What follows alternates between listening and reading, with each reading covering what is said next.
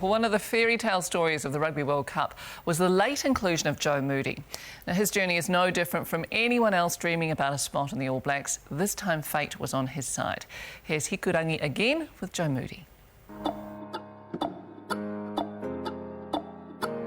Joe Moody is very much a Marae boy, and it is here at Tuahiwi Marae where his story begins.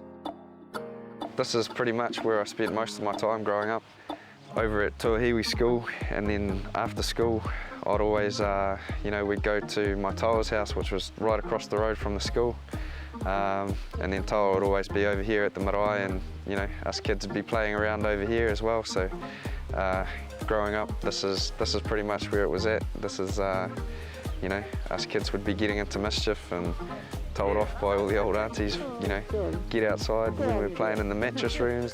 How are you doing? Oh, good. Looking at me, not a lot of people would know, but at the same time, it's been a big influence in my upbringing, the Māori side of things. Here's all the school over here on the right.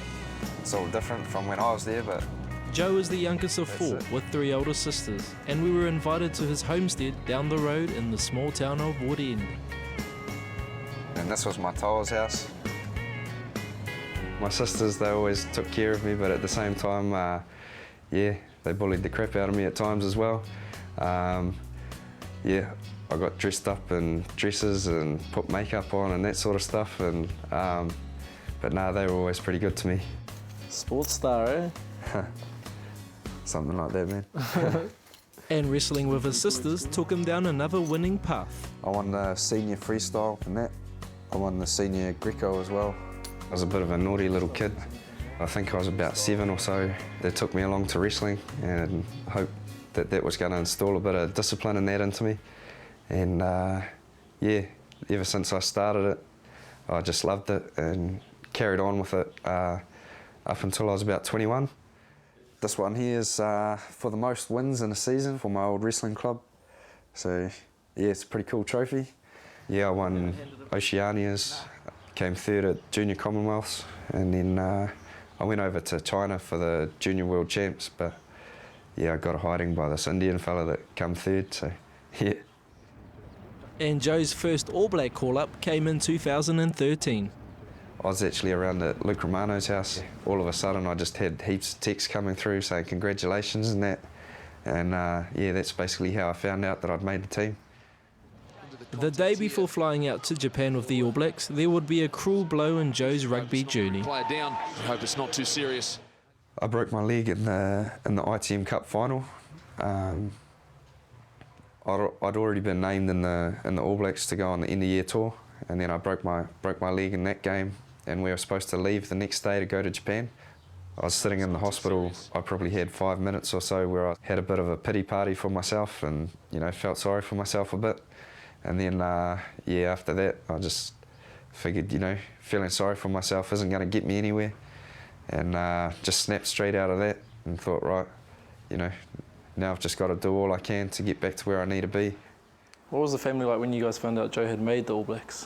What was going through their mind? Oh, it's mission impossible, I suppose you'd call it. But And what was it like performing a childhood dream for the first time? I think we did a couple of pango. I'd never done it, so I'd only seen it on TV and that. So the day of the game, I was just sitting in my room on my phone, watching it on YouTube. Man, I must have watched it 100 times, just trying to make sure I had all the words and all the actions right, because I didn't want to muck it up. Yeah, that's how I learned the haka, off YouTube. But Joe was overlooked for the All Blacks Rugby World Cup squad, with the coaches opting to go for more experienced players.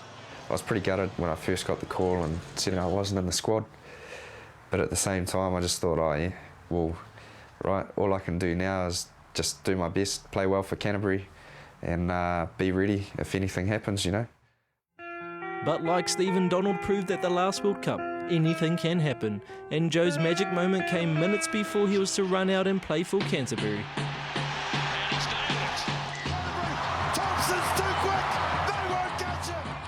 We went down to watch Canterbury play. Joe just taking all his strapping off. He's in his suit and he said, I'm flying out at 5:30. At first, I thought, oh man, this is awesome. You know, I'm going over to the World Cup. Part of me thought to myself, oh, maybe this isn't going to be as good as I thought. You know, I'm playing consistent rugby here. We're about to play in the final. And if I'm going over to World Cup, I was like, man, I'm probably just going to be a bag holder, you know, human tackle bag, and not get any game time over there. So I just thought I'd be, you know, just an extra in the squad. As soon as I got over there, basically, they told me I was in the 23 for that week. And I just gave it a big fist pump in my head. I was like, man, I'm actually going to play. So that was a huge turn of events for me, you know, from not getting picked in the squad to starting in the World Cup semi-final and then starting in the final. Yeah, that was massive for me. I was extremely nervous, and probably more so in the semi than what I was going into the final. I don't know, just going into that final, I'm not too sure what it was, but I just had a real confidence going into that game, and yeah, just everything seemed to go our way a little bit. You know, we started off with a hiss and a roar in that game and just never really let off the pedal. This is for winning the World Cup. Wrestling titles, ITM Cup title, a Rugby World Cup trophy, and now a brand new gold medal. I just kept looking at it and I was wondering if it was real gold actually, but I think it's made out of brass and just gold plated. But yeah, it's got some engraving at the bottom. Just William Webb Ellis gave rugby to his school in 1823 and then to the world. But I didn't see that for ages. To finish this remarkable journey, we asked Joe to share with us one of his funniest moments on the field. 2 years ago in ITM Cup, Canterbury was playing Otago. We had a driving maul right near the try line.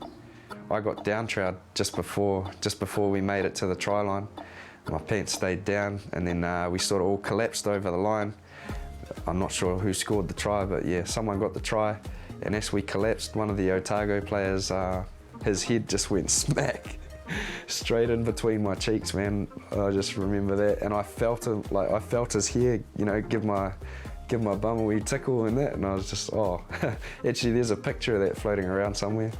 But yeah, that was pretty crack up. I got a lot of, you know, there was a lot of jokes about that for a few weeks after. So yeah.